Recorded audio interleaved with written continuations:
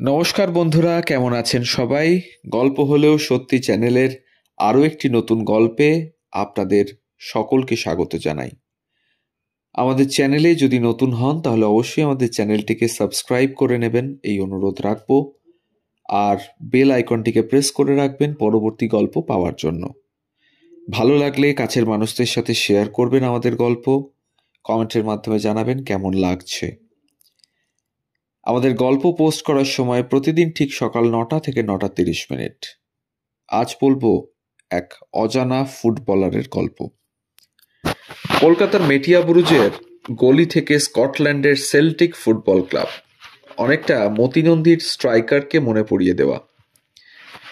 উপন্যাসের নায়ক রসুন স্বপ্ন দেখছিল ব্রাজিলের কসমস থেকে তার ডাক এসেছে, বাংলার ছেলে খেলতে যাবে বিদেশি ক্লাবে। ফুটবল বোদ্ধারা স্মরণ করেন বাইচুং ভুটিয়াকে, যিনি নাকি বিদেশি দলে খেলা প্রথম ভারতীয়। বিতর্ক ডামাডোলের মাঝে হারিয়ে যায় মোহাম্মদ সেলিমের গল্প। না, ইনি রাজনীতিবিদ নন, এর জন্মকম্ম মেটিয়াবুরুজে। 1911 সালে গোরাদের খালি পায়ে খেলে হারিয়ে দিয়েছিল একটি ভারতীয় ক্লাব, মোহনবাগান। 6 বছরের সেলিমের চোখে স্বপ্ন বুনে দিয়েছিল শিবদাস বিজয়দাস ভাদুড়িরা। দুর্দ্বন্দ্ব প্রতাপ শাসকদের বিরুদ্ধে দেশের জবাব হয়ে উঠতে চাইতো ছোট্ট ছেলেটা। শুরু হলো কঠোর অনুশীলন। প্রতিভা তো ছিলই, কিন্তু তার চেয়েও বেশি ছিল এক বজ্ঞা জেদ। প্রথমে বউবাজার ক্লাবে শুরু করেছিলেন খেলা। মোহামেডান বি টিম থেকে পঙ্কজ গুপ্ত সেলিমকে নিয়ে আসেন স্পোর্টিং ইউনিয়নে। এরপর ইস্টবেঙ্গলে 1 বছর কাটিয়ে ছোনে মজুমদারের এরিয়ান্সের মায়া কাটিয়ে সেলিম মোহামেডানে ফিরলেন।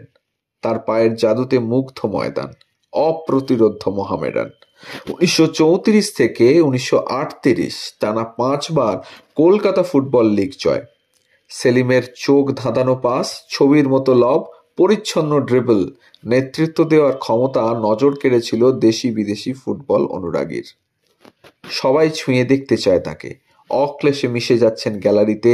ধর্মের ভেদাভেদ নেই, চামড়ার রং নেই, শুধুমাত্র সবুজ মখমলে ঘাসে খালি পায়ের লড়াই।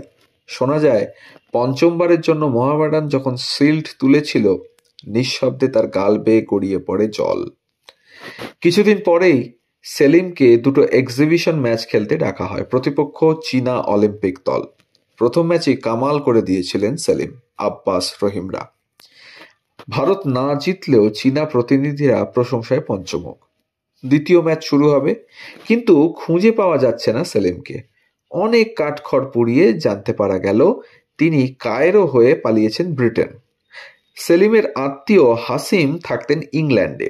তিনি যোগাযোগ করেন স্কট ক্লাব সেল্টিকের ম্যানেজার উইলিয়াম ম্যালিকে। বুট জুতোর বিরুদ্ধে খালি পা, রাজি হচ্ছিলেন না কোচ। হাসিম স্মিত মুখে অনুরোধ করেন, একবার সুযোগ দিয়ে দেখুন না। প্রায় 1000 খেলোয়াড়, 3 জন কোচ ও কর্মকর্তাদের সামনে খেল দেখিয়েছিলেন সেলিম। তৎক্ষণাৎ 2টো চ্যারিটি ম্যাচ খেলতে বলা হয় তাকে। টিমে তার জায়গা প্রায় পাকা। গ্ল্যাস্টনের বিরুদ্ধে খেলতে নামলেন পায়ে ব্যান্ডেজ বেঁধে। সেই ব্যান্ডেজ বেঁধে দিয়েছিলেন কে জানেন? শ্বেতাঙ্গ ট্রেনার জিমি ম্যাকিনিমি। ভাবলেই কাঁটা দিয়ে ওঠে গায়ে। মাঠে অসামান্য কেরামতি টাচ দেখে হাততালিতে ভরে গিয়েছিল স্টেডিয়াম। স্কটল্যান্ড জয় করে নিলেন খালি পায়ের জাদুকর। কিন্তু দেশের জন্য মন কেঁদে উঠেছিল সেলিমের। চ্যারিটি ম্যাচের টাকা প্রায় 1800 পাউন্ড অনাথ শিশুদের দিয়ে ফিরে এলেন কলকাতায়। জার্মানি থেকেও ডাক এসেছিল তার, কিন্তু যেতে পারেননি। সেল্টিক ক্লাব মনে রেখেছিল তাকে। সেলিম তখন মৃত্যুশয্যায়।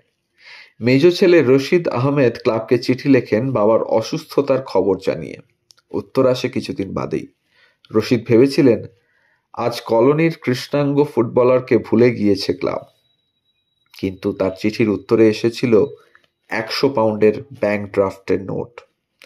সেল্টিক কর্মকর্তাদের চিঠির ছত্রে ছত্রে ছিল উদ্বেগ, কেমন আছেন জাদুকর। রশিদের বুক ভরে গিয়েছিল গর্বে। জাত খেলোয়াড়রা তো পৃথিবীর যে কোনো মাঠেই রাজা। 1980 সালে চলে গিয়েছিলেন তিনি 76 বছর বয়সে। অবসর জীবনে কোচিং করিয়েছেন, তৈরি করেছেন এক ঝাঁক ফুটবলার। সেলিমকে আমরা আজ মনে রাখি না, কিন্তু ময়দান সেদিন ধর্ম মানেনি, দেখেনি গায়ের রং। তাই তো মেটিয়া বুরুজের কৃষ্ণাঙ্গ মুসলমান এক যুবক গায়ে গলিয়েছিলেন বিদেশি দলের জার্সি, প্রথম ভারতীয় হিসাবেই। এই ছিল আজকে গল্প। সেলিম এক প্রখ্যাত ফুটবলারের গল্প। আমাদের গল্প যদি ভালো লাগে তাহলে আমাদের চ্যানেলটিকে সাবস্ক্রাইব করে পাশে থাকবেন, শেয়ার করবেন কাছের মানুষদের সাথে, কমেন্টের মাধ্যমে জানাবেন কেমন লাগছে। সবাই ভালো থাকবেন। ধন্যবাদ।